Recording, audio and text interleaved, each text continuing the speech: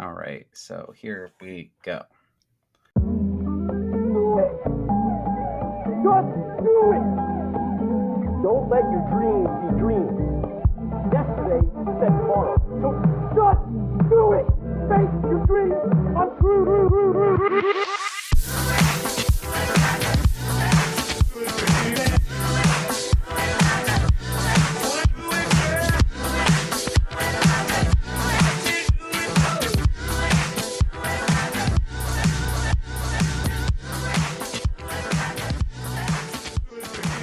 Hello, and welcome to Screen Tones, where we talk anything and everything webcomics.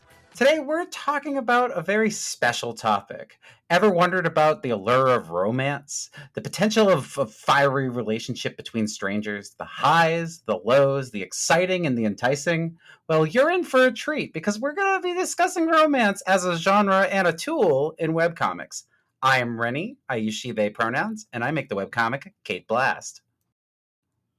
And I'm Miranda. I use she, her pronouns, and I create the webcomic Into the Swell.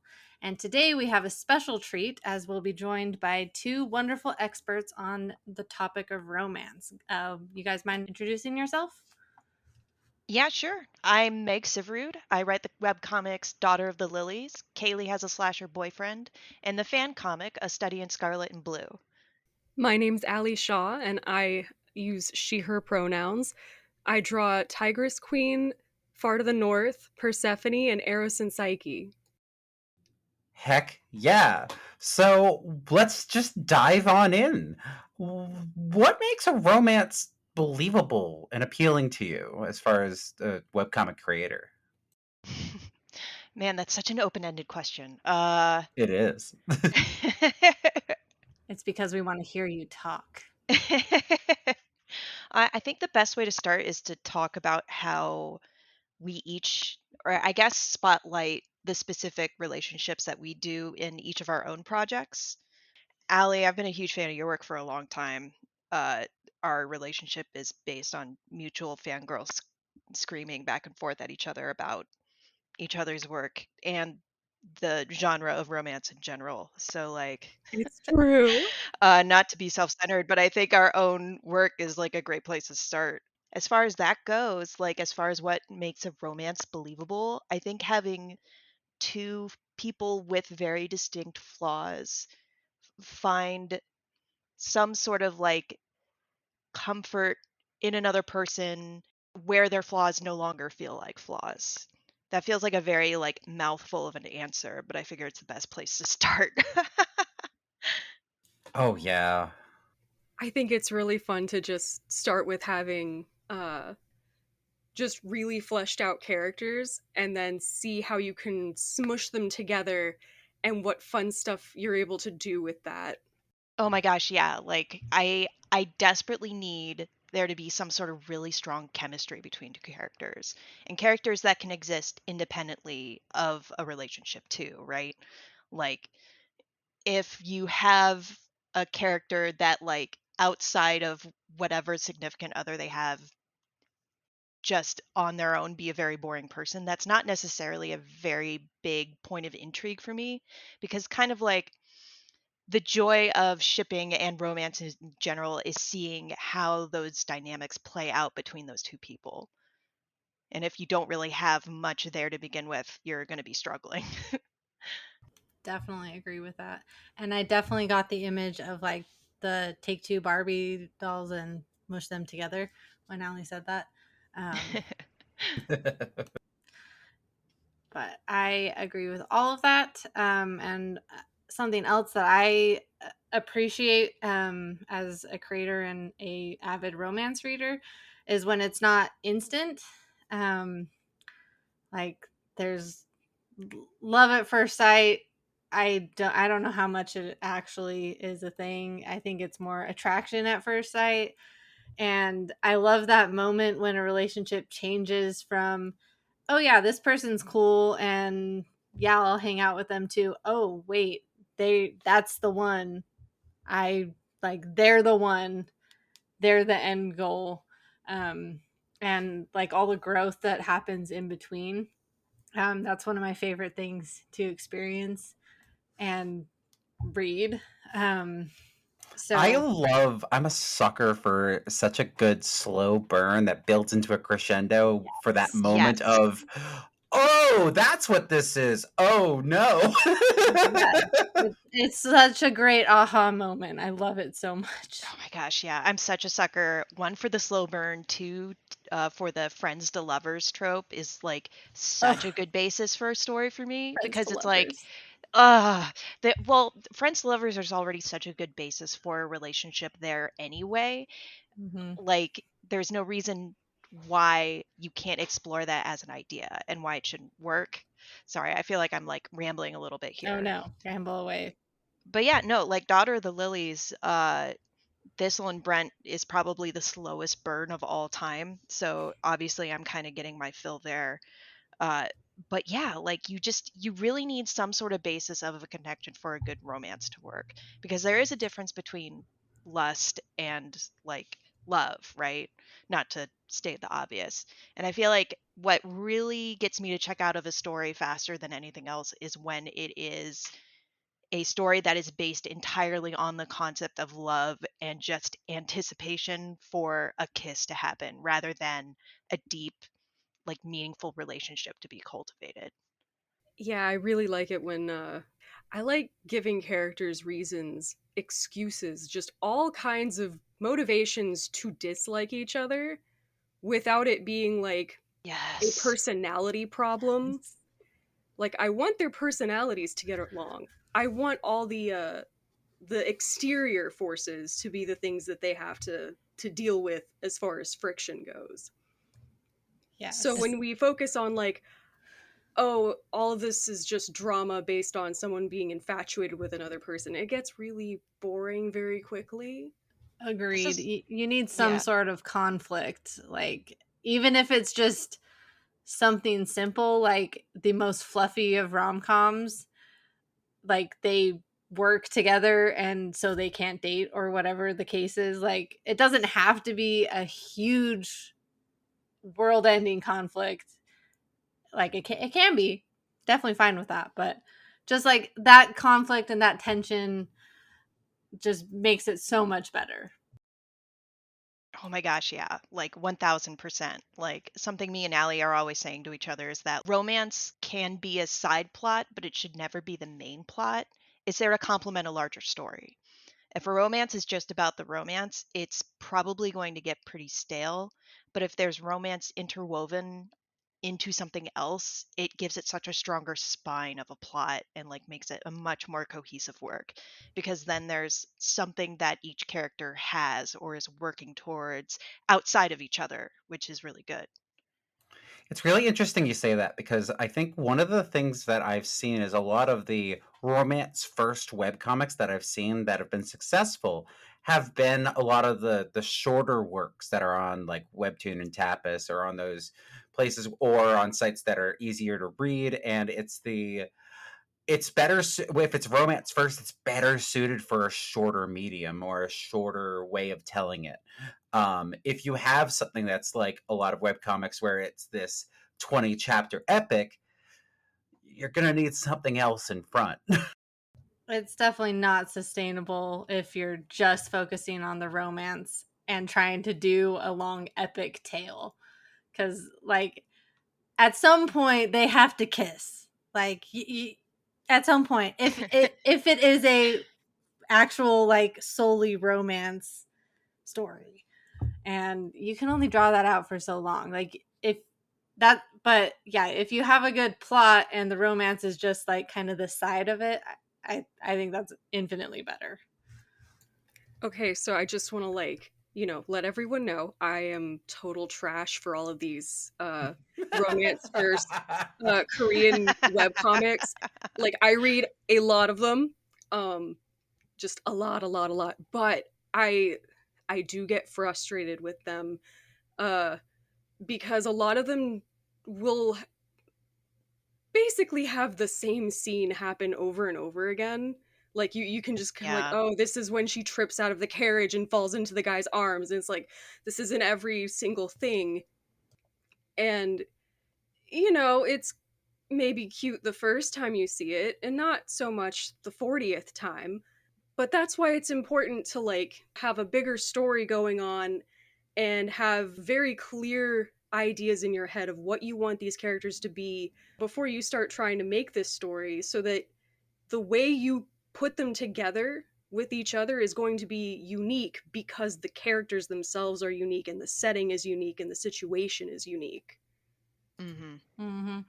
And I think that if you have a like deeper story and plot, it makes the little like stereotypical romantic moments like falling out of a carriage into the prince's arms, it makes them work because there's all this going on the side, and then suddenly this happens, and like the reader can be like, oh, I know what this means, but it's not the sole focus of it. So it can like it can just be a quick, oh, I see where this is going, oh, but we're going back to the main plot now, so I don't have to like dwell on it, and that's not like the highlight of this chapter or whatever the case may be. Dude, yes, absolutely. I do want to add like a quick disclaimer that like shipping and writing romance are two completely different things. So I want anyone listening with like crack ships or just shipping passions in general to listen to this and know that none of these rules necessarily apply to you. We're strictly talking about romance in relation to constructing a larger plot, basically. Uh, Shipping is very much international waters. Absolutely, yes. No rules for shipping, none at all. Yes. Yes. Just, don't do illegal things, please. Yes, exactly. Or Oh my gosh. there is a place for that Okay, if I don't that's mean your like be gay, do thing, crime. I mean like other things. like Yes. in the story, like don't actually yourself go out and do illegal things. Yeah. Yeah, The this is actually a characters good in the segue story into can. like how problematic elements can sometimes make romance work even more. And I'm hesitant to even say that because it's Enemies kind to of difficult to lovers. parse through that statement, right? And Yes. yet, Framing sometimes is key. framing is key. Yes, thank you very much for the save. Um, it's very important to pay attention to the context in which certain bits of information are presented to the audience by the author, right? Like the problem where things go from problem to problematic is specifically in how the author's opinions about the subject come through, right? Like you can depict an abusive relationship, and as long as you're perfectly clear that it's portrayed in like a negative light, I think that could, man, I'm going to open up the floor to you guys. Like, please jump in at any point. It's just very important to make sure you're aware of how you're presenting certain things as you go into certain topics that you want to cover. So I guess that segues really well into our next question of how can creators portray problematic, and I use the word problematic in air quotes, how can creators portray problematic relationships in their stories? And when we say problematic, we're referring to like everything from red flag relationships all the way to villains to enemies to lovers and everything in between.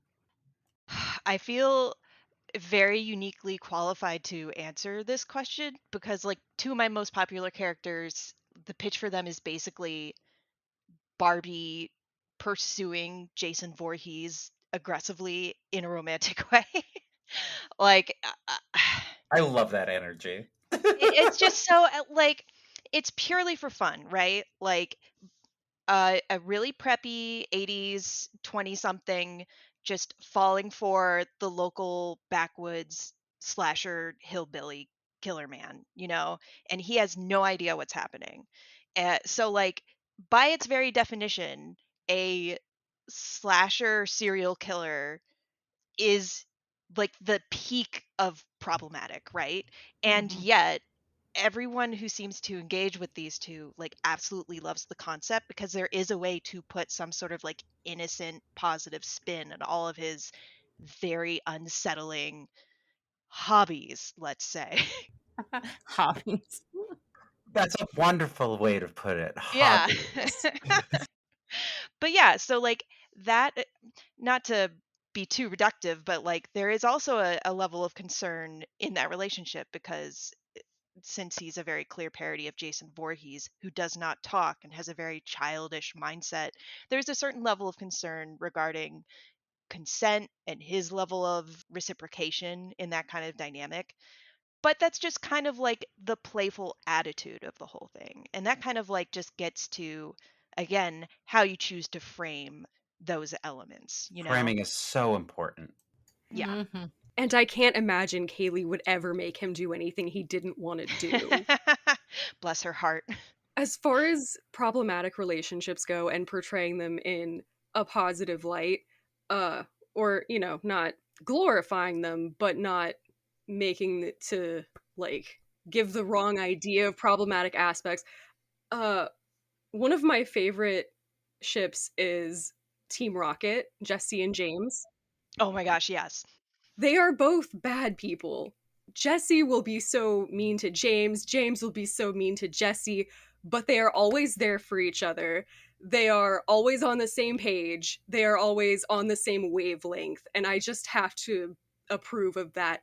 But they are treated with like this level of comedy to where they never take the mean things to heart when they're being mean to each other. So it is never portrayed in a way that like someone is getting hurt in this relationship.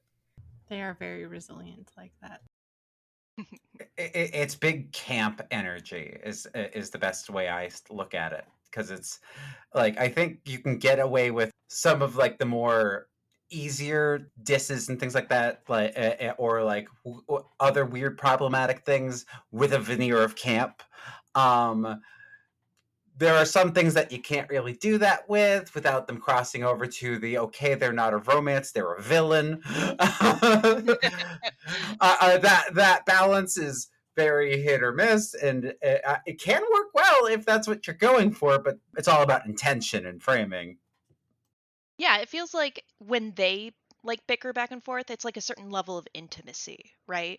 Like they can do that with each other, but not with anybody else. But and if anyone else tried to do that to them, they'd kick their butt. Yeah, Yes. exactly. Not to muddy the waters a little bit, but it's kind of like that sibling dynamic where it's like nobody gets to mess with you but me kind of possessiveness. Touch her and you die. Yes, exactly. Like the tone of the story definitely correlates to what you can. I want to say get away with. I feel like that's not exactly the phrase I'm going for, but That's what I'd use. what you can get away with as far as like the toxicity of the relationship you're portraying. If your story generally has a more serious tone, then you have to be a lot more careful about how you're portraying whatever it is in the relationship. Oh yeah, some of my favorite romance novels have characters straight up calling each other out for, I'm gonna censor my language here, but very bad behavior, right? Like one of book I'm specifically thinking of, which I won't name because it's very saucy. Their toxic habits and like defenses kind of play on each other, and it escalates and escalates and escalates until it reaches a point where they both kind of put their hands up and take a big step back and go, whoa, actually this is really uncool, we both need to step away for a second, come back to this and like actually talk about this like adults. And like just that conversation afterwards was such a nice I don't have words for it. It's just nice to see mature, like healthy relationships like that in spite of people being hurt. Character development from problematic relationships. Mm. So good. But I think that like ties into avoiding the glorification of like, for example, an abusive relationship. If Hmm. you're like, you need to show the bad side effects. If you are just showing the person abusing their significant other and you show no warning signs, no negative side effects of the relationship, then it's problematic in a bad way. Um, and I think you need to reapproach it and show the hurt, show the pain. It adds to the character development. It shows that there's more to this relationship, that it just shows so much more and makes it so much better. Is that the do I want to say that that's better? But Don't yeah, like reward the problematic behavior yes. is the main thing. Yes. Yeah. Like, if they have problematic behavior, there should be consequences if it is a serious story that we are supposed to be, like, rooting for the romance in it. Yes, And if a exactly. breakup has to occur, then a breakup can be a very good way to show consequences for a Mhm. problematic relationship. Mhm. Yes. God, I'm so glad you brought this up because, like, this is something so near and dear to my heart because I grew up with stories that glorified abusive behavior, and it wasn't like overtly abusive behavior. Like, it's something you picture as usually going straight to violence or whatever. Yeah. But there are so many stories that I'll still see today that portray possessiveness and jealousy as romantic qualities to like admire, when actually that I mean, it could condition you to get into a bad relationship in real life. Yeah. Like, those kind of things erode boundaries, they Yes. diminish your sense of self, where real love, real romance does the opposite of those things. And I feel like some writers can feel like they want to shy away from exploring the after effects of those bad actions because they're like, oh, but I just want to tell this romance and I really want to just dive into that and ignore everything else. But talking about those after effects and the difficult stuff Oh, yeah. is really good plot material. If you actually dove into it, that could be used in tandem with another bigger plot to sort of tie more characterizations of the whole cast together. And if you avoid that, you're missing out on some very good Yes. storytelling. So much. Preach. Just so many good comments, and now I just want to go binge a bunch of romance again, or continue binging a bunch of romance. And if you're one of those authors who just wants to write their trashy romance, that's okay. Just make sure that you're tagging everything appropriately so that your readers know what they're getting into ahead of time. And then that also frames your romance before they even read it so that they know this is not goals. This is not what you should be looking for in a relationship in real life. This is just a fun, trashy romance. Yes, yes, yes. And Oh. I feel like there's a lot of like I see a lot of the comments online of like, oh, your love interest is a serial killer. That obviously means that you as a creator condone dating serial killers type thing. And that is so not the case. So not the case. And I think if you are reading things like that, you as a reader have some responsibility to understand that he is a serial killer. This is not really okay, but I can still enjoy this. Yeah. Screen Tone says, And it touch also goes grass. with like any tropes or kinks or whatever it is that you want to read, because we all know it's out there. Like, if you're reading that as like, there is some responsibility on you as a reader, but also as a creator, tags, content warnings, let people know what they're expecting so you don't get the backlash that can come of whatever it is you're writing. So, Yes. And those tags can also sometimes people specialize in reading or writing certain things. And now that, I mean, and tagging very robustly could help you bring in some new audiences. people look for those tags. Yeah, you're doing everybody a favor. Everyone. There are people Yes. who want to avoid that. There are people who actively seek that out, and we want to be considerate of everybody. Exactly. So I guess this leads sort of into the main topic that we really, really wanted to dive into today. And it's, what are some of the main things that you keep in mind when writing any romance? Oh, that's a good question. Sorry, let me take a minute. I I was doing so good preparing for this and everything, and yet that still caught me off guard just because of how good a question that is. Uh, Can I tag in then? oh, please.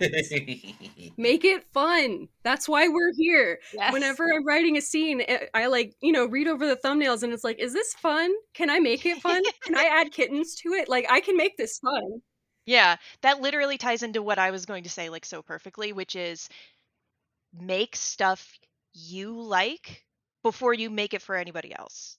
You have to make sure that it's, to use your own words, fun for you to make, which means you have to know the things that you like and you have to commit to making the things that you like. No, nothing else matters. If it's not fun for you, why even do it? I just want to like underline that verbally, underline exclamation point, all yes. Yeah, The like pointing emoji. Remind listeners and listen to that again because it is so important. And not just in romance, in all like any creative endeavor. So I wasted so much of my life trying to make quote unquote high art when I could have been making self-indulgent stuff this entire time and making more friends through that stuff with similar-minded people. Like, it is just better in general to have a good time while you're here. mm-hmm. And your readers will appreciate it. 1000%.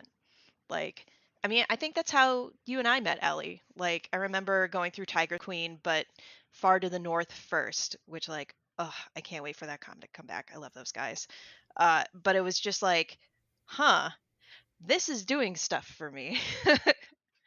Oh my And god, reading your sketch comics for Daughter of the Lilies back when it was like in the earlier stages and you just had a whole DeviantArt page full of them. It's like, oh my oh gosh. man, Just Brent is so big and he is so just in love with her. And that's one man, of we're gonna talk about tropes later, but right now I really want to underline like my favorite thing is I love my wife energy, and my second favorite thing is seeing any character have a crush on a girl. I don't care who. yes. Okay, yes. Yes. All of that also, but also size difference is very oh. Yeah, no. Mm. I love seeing someone have a crush on like somebody who would normally not be crushed on or is not used to being crushed on, I should Ooh, say. Like yes. cuz Oh, that's the everyone is good somebody's stuff. type, right? But it's Mm. just like at risk of overusing the word, the romantic pursuit is so good. I just love seeing somebody being pursued in the ways best suited for the person doing the pursuing. Like, I feel like I can really get to know a character by the way they want to get to know somebody, you know?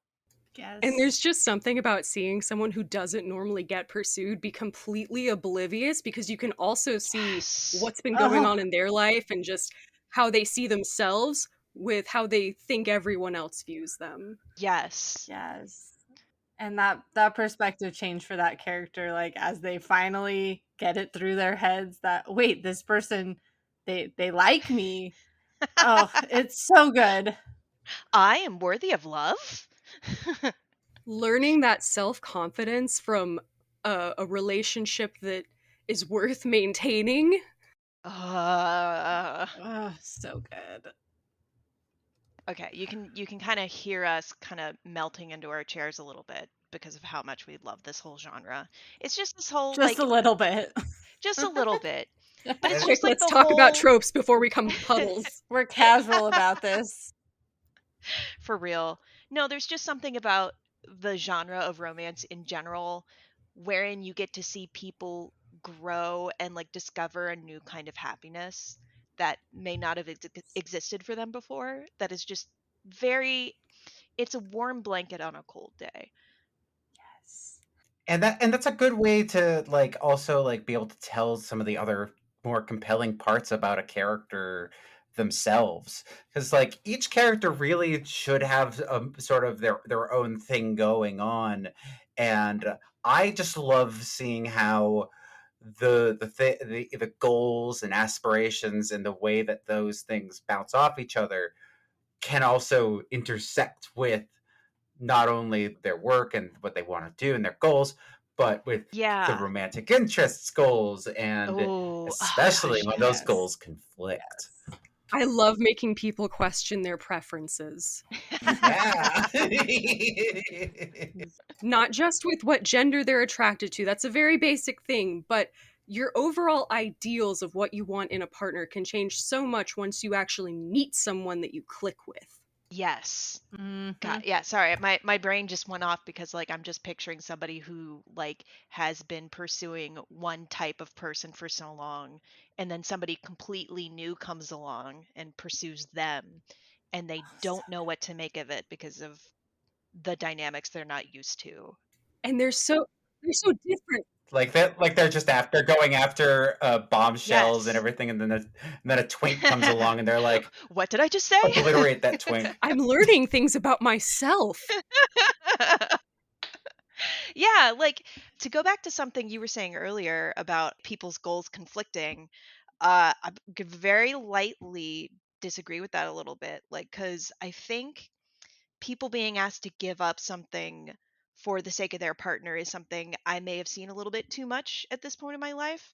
I am Oh really, yeah, I can see that. Yeah. yeah, but I love stories where each partner is committed to helping the other get the thing that they want in ways that feel kind of small stakes more than big stakes. Yeah. Yeah. Like I to use a real life example, my husband and I got a soda stream and we were trying to pick out like which color to get. And I was like, we should get like a black one. It'll match the other appliances in our kitchen. But then I saw the look on his face and I was like, but you want the red one.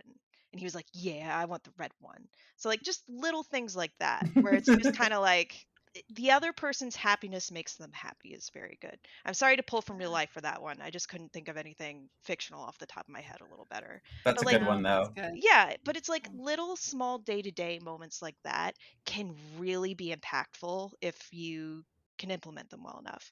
And luckily, since they're pretty small potatoes, they're relatively easy to do. I definitely think that, well, obviously, not every story needs romance. Mm-hmm. It's not something that should be feared to like have a side, like include it and have it as like a side thing, because it has the opportunity to add so much. Yeah. Because it just like character development, showing those little compromises, like you learn so much about the characters and how they are pursuing and being pursued and so on, that Mm-hmm. it's great and it can add so much. And there might be some people that don't know that about romance, and it's just more to it than meeting and falling in love and living happily ever after. And Y- I y- I think at one point in my life I didn't know that, and then I found out I was so wrong, and I'm so happy I was so wrong because I love romance.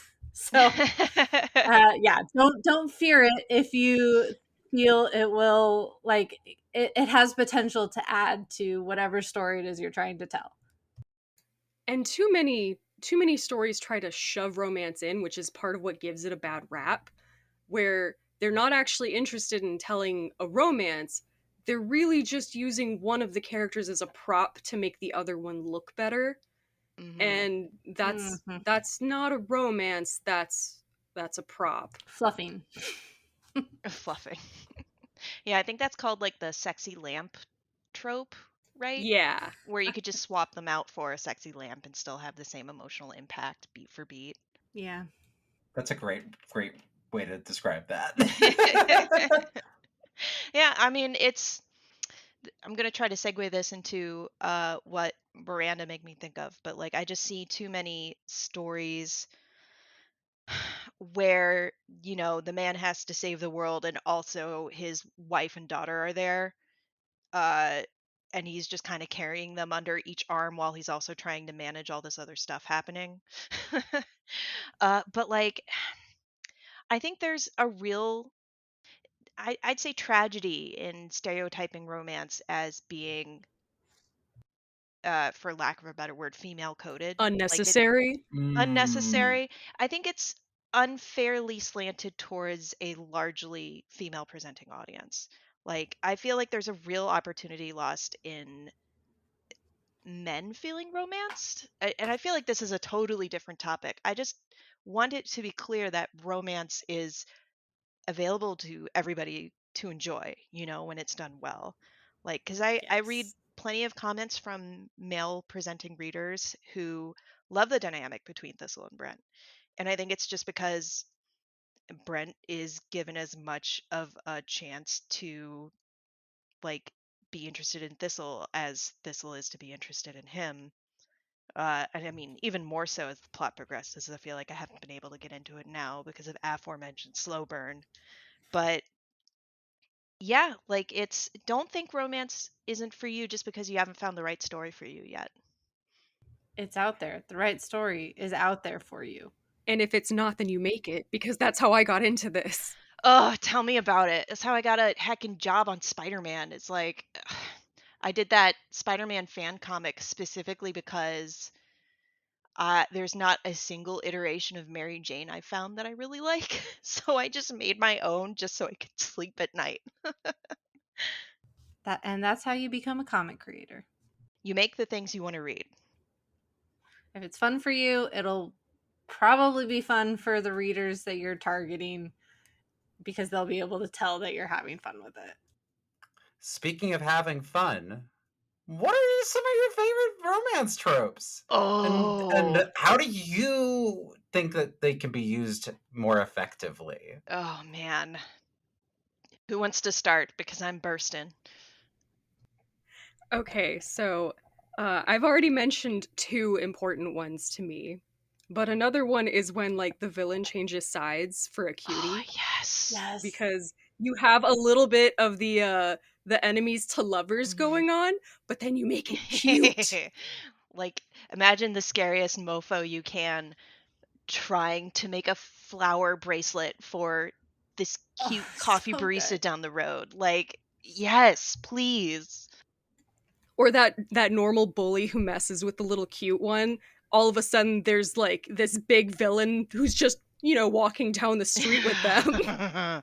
But then the Boy. villains, like, they can't completely give up their villainous ways, so every now and then they slip up and do something, and they have, like, their loved one has to be like, I appreciate this, but it's you really didn't have to go destroy that entire town for me.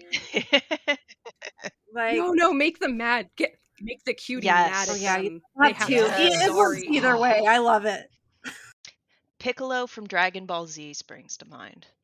Oh my god. Oh, he's the perfect Mm-hmm. example. God, that. Oof. All right. Anyway, sorry. So good. Now he's just everyone's He's dad. literally everyone's dad. He Reluctantly. does all the babysitting. He knows the daycare like supervisor. I just.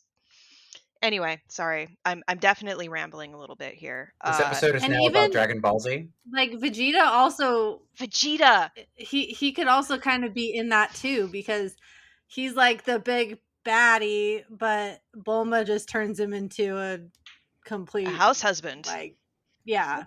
She whipped him. She really Great did. job, Bulma. I was looking for an opportunity to bring that up. Great minds. Yes. Oh man.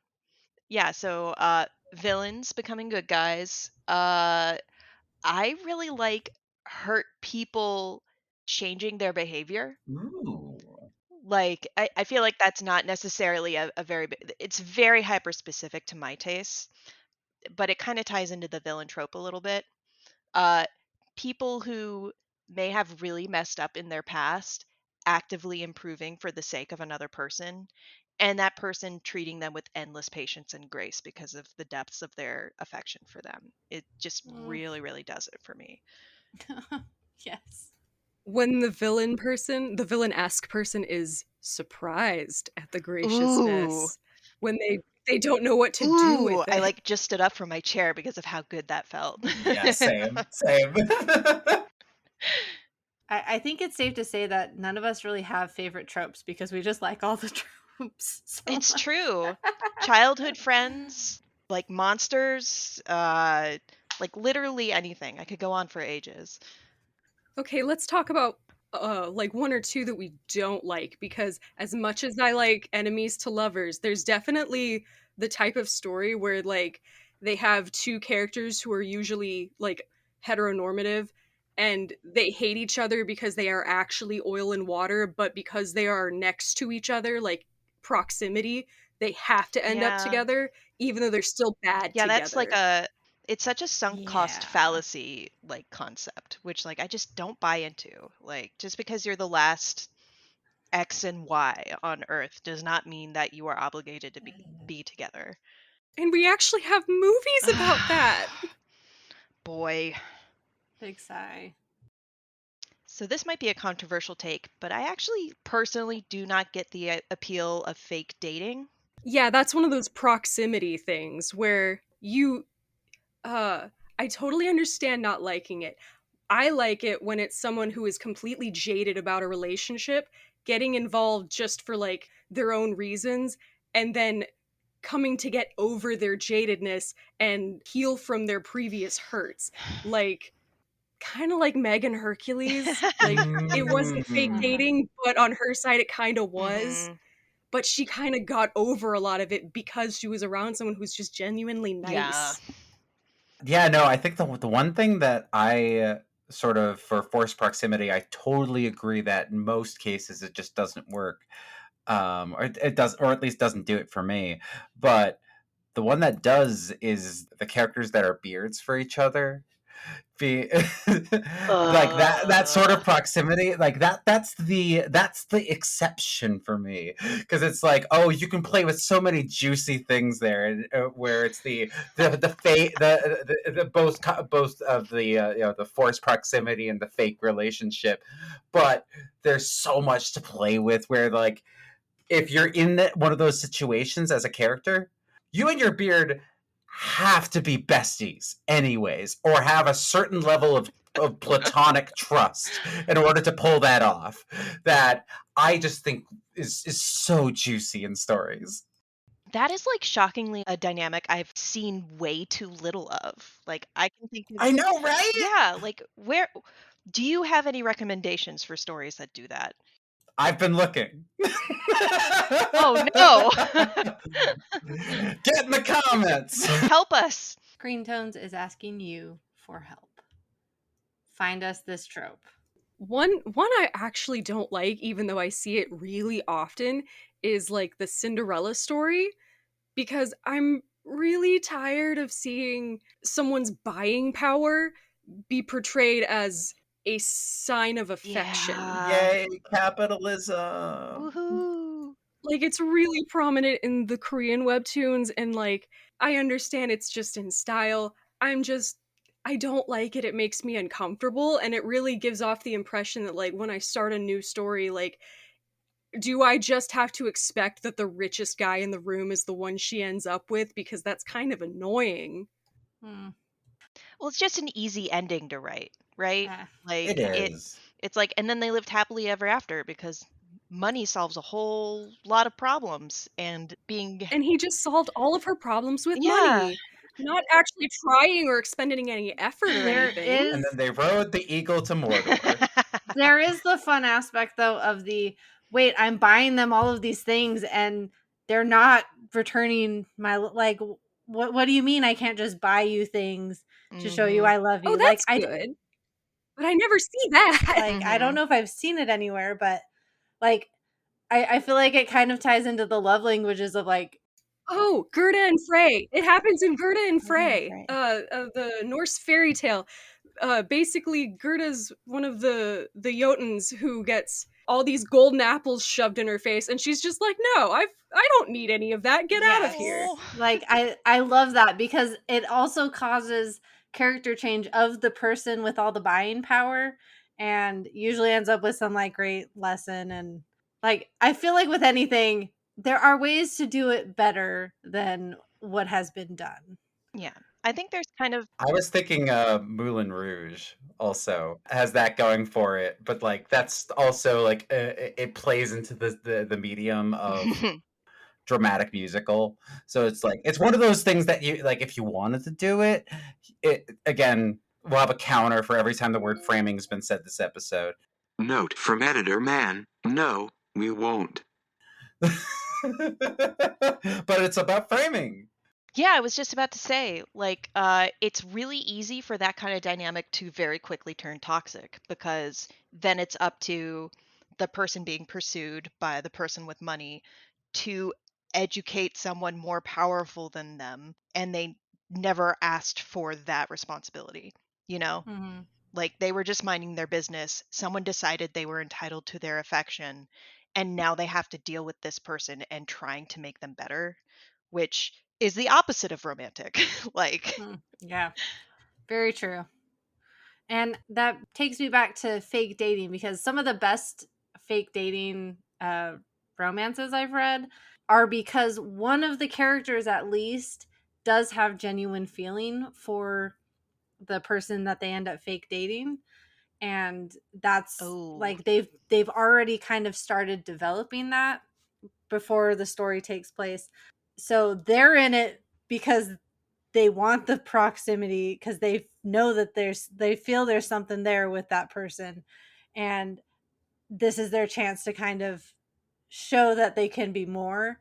And If like, they just got to yeah, know yeah, me, exactly, like things like that. And give me a chance. I'm a nice guy. not like that, but just yeah, It gets into that realm a little for me. That's so funny, but yes, so true. I just like fake dating.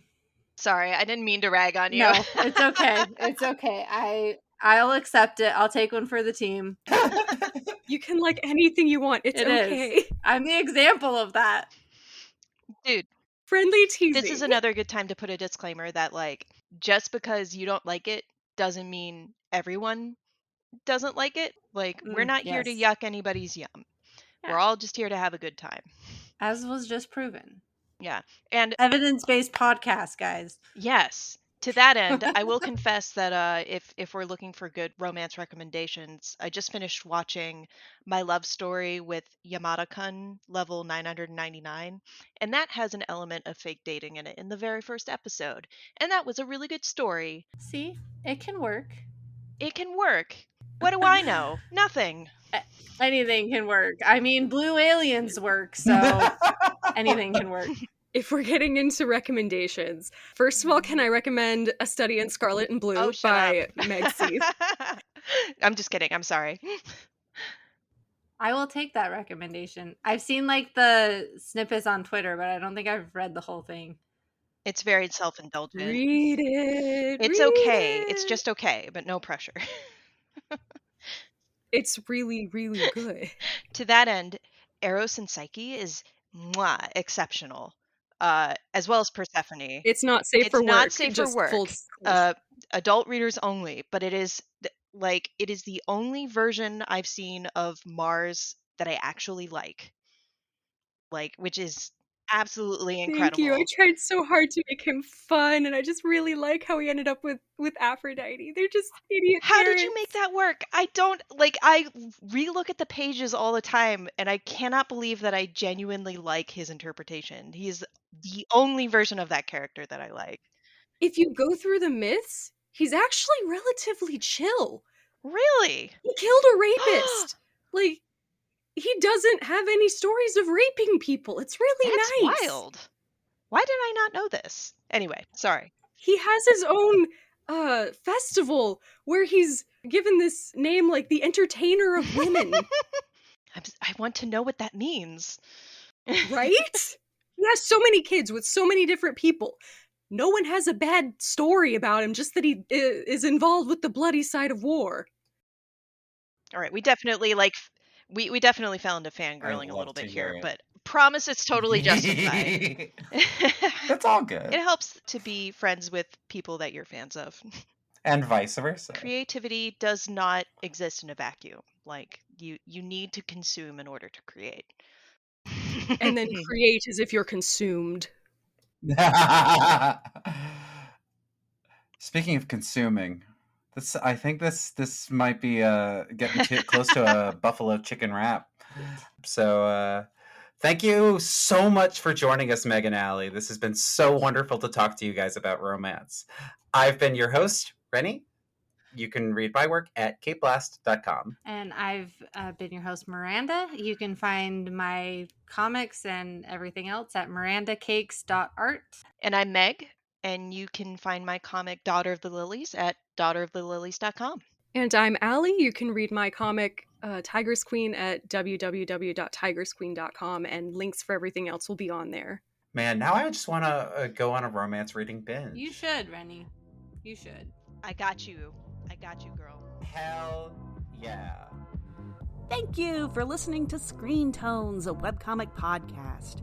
Want to know some other ways to support us? Check out our Ko-fi at ko-fi.com/screentonescast, where your support will help us create more episodes, reach cool extra bonus goals, and keep us talking about anything and everything webcomics.